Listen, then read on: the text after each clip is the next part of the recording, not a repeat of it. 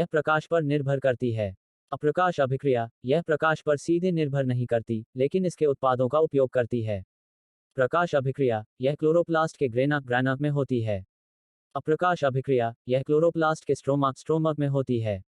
प्रकाश अभिक्रिया, इसके उत्पाद एटीपी और NADPH हैं। अप्रकाश अभिक्रिया, इसके उत्पाद ग्लूकोज कार्बोहाइड्रेट हैं। प्रकाश अभिक्रिया, इसमें जल का विघटन फोटोलिसिस होता है। अप्रकाश अभिक्रिया, इसमें CO2 का स्थिरीकरण कैल्विन साइकिल होता है। 28. शैवाल, एल्गी और कवक फंगी। शैवाल, यह स्वपोषी ऑटोट्रॉफक होते हैं। कवक, यह परपोषी हेटेरोट्रॉफक होते हैं। शैवाल, इनमें क्लोरोफिल पाया जाता है। कवक, इनमें क्लोरोफिल अनुपस्थित होता है। शैवाल, इनकी कोशिका भित्ति सेल्यूलोज की बनी होती है। कवक, इनकी कोशिका भित्ति काइटिन की बनी होती है। शैवाल, यह जलीय या नम स्थानों पर पाए जाते हैं। कवक, यह सर्वव्यापी यूबिक्वटस होते हैं। 29. जिम्नोस्पर्म और एंजियोस्पर्म।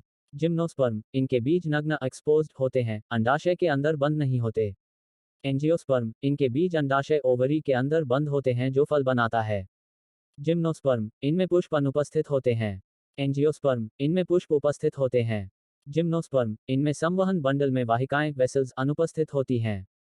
एंजियोस्पर्म, इनमें संवहन बंडल में वाहिकाएं वेसल्स उपस्थित होती हैं। जिम्नोस्पर्म, उदाहरण पाइन, साइकस। एंजियोस्पर्म, उदाहरण आम, गेहूं। 30. एककोशिकीय जड़, यूनिसेल्यूलर रूट और बहुकोशिकीय जड़, मल्टीसेल्यूलर रूट। एककोशिकीय जड़, यह केवल एक कोशिका से बनी होती है, जैसे मूल रोम रूट हेयर।